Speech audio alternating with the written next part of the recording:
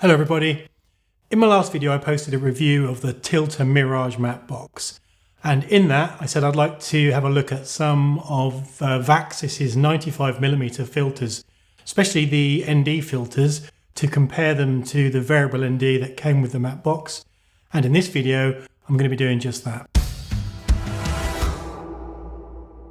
So the three IRND filters I picked up was the 0.6, which is a 2-stop. I've got a 1.2, which is a 4-stop, and a 1.8, which is 6 stops of ND. And I find having these three can generally get me through most shooting situations. And I generally find that if there's like a 1-stop adjustment that I need to make, I can usually do that in camera. But when you're talking 2 stops or more, that's when you really need to add a filter. So for instance, if I need to just use 1 stop of darkening, then I can either increase my shutter speed, which maybe with a talking head you might not notice, or I can just close the aperture down 1 stop. So with each filter you obviously get the circular filter itself, and along with a leather pouch to put it in. These are nicely labelled so that you don't get them mixed up, and makes it really easy to obviously grab the right one. I actually really like the round filters. I've handled the rectangular and square filters before, and they can be a little awkward, but these round ones are quite easy to grip, and I found putting them in and out of the Vaxis filter tray to be fairly easy too. I wanted to go out and test these and show the difference with using these compared to using the variable ND that came with the Tilta Mirage. This first example is using the Sony 16-35G master lens set 18mm, and that's with no filter.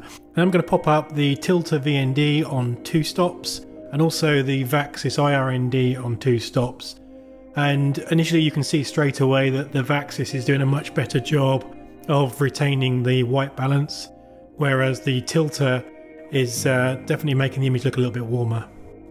On this next screen I'm showing the results for the 2, 4 and 6 stop Vaxis IRND filters compared to the same settings using the Tilta VND. And now obviously in my review which I did previously of the Mirage matte box, I spoke about this cross polarization problem, which is common on most variable ND filters, but you can see again in this example that even from 4 stops at 18mm there's starting to be a little bit of discoloration in the clouds in the middle, and at 6 stops the image is pretty much ruined at 18mm, whereas using the solid ND in the Vaxis the image is perfect throughout the range. And then moving on, I've also done 8 stops and 10 stops using the Vaxis IRNDs. I've done this by combining 2 filters into the dual filter tray. So the bottom left is 8 stops using the 6 stop and the 2 stop filters, and the bottom right is 10 stops using the 6 stop and 4 stop filters. It's really nice to see the ability to use 10 stops of light reduction with these Vaxis filters and not be seeing too much in the way of discoloration of the image. And this next screen confirms that with the Vaxis IRND 2-stop filter giving pretty much identical results to not having a filter at all in terms of white balance, whereas you can see the Tilta VND at 2 stops is cutting some of the blue channel, which is making the image look a bit warmer. And then moving on to the next screen showing that same test against 4, 6, 8 and 10 stops in the case of the Vaxis. You can see that that's consistent throughout the range, with the Vaxis doing a really good job of maintaining a good white balance, and the Tilta does make the image look a bit warmer, but this is consistent throughout the range. So in either case you could actually white balance the camera once the filter's fitted, and it shows that the Tilta would be able to maintain that white balance once it's corrected. The fixed IRNDs from Vaxis do a much better job of not affecting white balance and retaining image quality than the variable ND does. Now obviously there's some compromise because the variable ND gives you a much quicker ability to change your exposure, but then saying that, if you've got say 3 different ND levels already in filter trays available to slot into the Mirage matte box, it really doesn't take that much time just to swap those out, especially if you've got say the filter pouch on your belt or you're just carrying them in a bag. It's quite quick to be able to just swap those trays. And what I'm going to do is keep these filters in individual filter trays, making it really easy just to pop them in and out of the matte box. The other thing about these 95mm filters is they're really good value. I think these cost around £45 each in the UK. And if you've ever purchased square or rectangular glass filters before, you'll know that that's nothing compared to the prices you can pay for those. So getting this set of 3 for under £150 is really, really good value. And it makes the Tilta matte box, I think, a real worthwhile investment.